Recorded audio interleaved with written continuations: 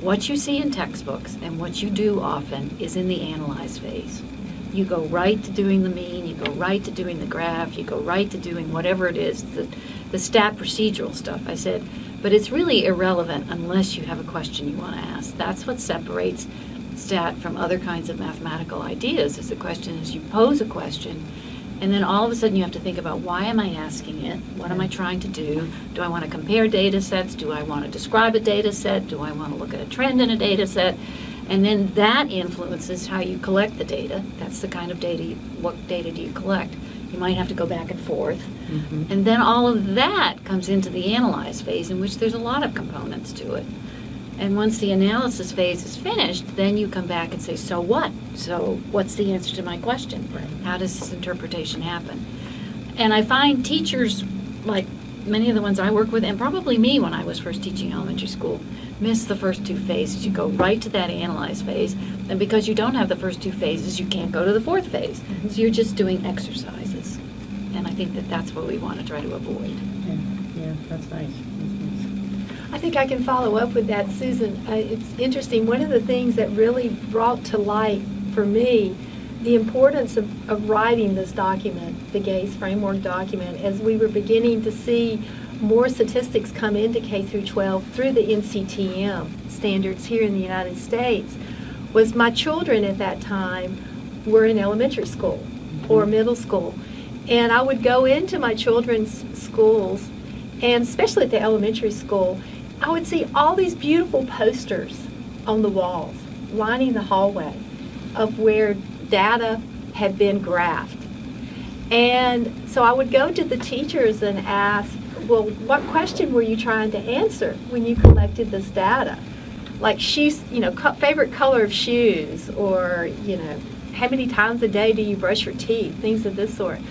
And they would just kind of look at me like, what kind of question were we trying to answer? And I said, well, and why were you collecting this data? Mm-hmm. How did you plan to use this data? And the typical response would be, well, such and such standard says that we need to teach our children how to create a bar graph. That's what we did. Right. We collected data. We collected data to create and a bar we graph. created a bar graph. That's it.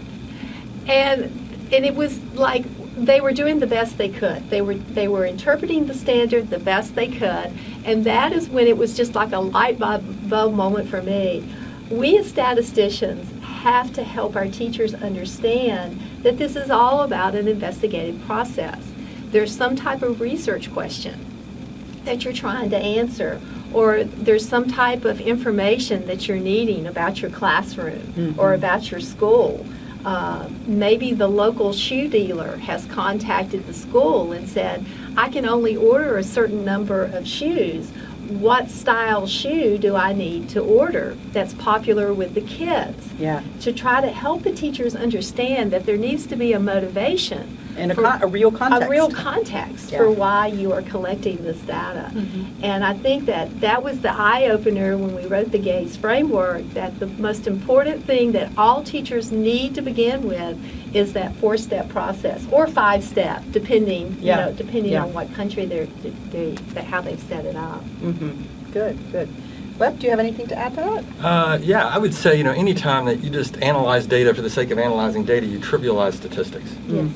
You're not illustrating the true power of you're not really talking about statistics. Right. In some sense, you're losing sort of the bigger picture. You're graphing data. Yeah, you're just graphing some data, and so that's I think a really bad practice to have. Mm-hmm. One other thing I would say is one of my pet peeves is, I believe Susan's right, we provide nice, clean data sets to our students in Intrastat courses, and they start at that point analyzing data. And that's something I think, a bad habit that we have, even at the college level, because it's just not the way the world works. Right. And then you have to provide that context. It's not as natural as seeing it beginning to end. So all 4 of the phases are very important, and if you make a mistake anywhere along the way, then you compromise the entire study, and they have to all work correctly before you get anything of value.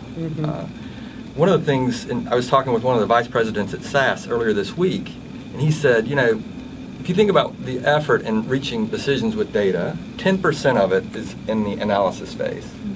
90% of it is in the earlier stages. Yeah. You got to make sure the data's right, and having those Data sorts cleaning and validating data, validating it, yes. subsetting, grouping data the right way so that you can actually talk about the questions of interest. That's 90% of the effort, and that's something I hope that we in InteresTat start doing more of that, Right. and talking about the skills that are required to do that. Yeah. Well, and as a follow-up, one of the phases I think that many years ago traditionally was never taught in the InteresTat course was how to collect the data. Are you going to use a survey? Are you going to use an experimental design? Is it going to be an observational study? And of course, we all know that the types of conclusions that we're going to be able to make depend upon the way the study is designed. And I think we're still at fault for maybe not necessarily spending enough time in our InteresTat courses on that second phase, which is the type of design that was used.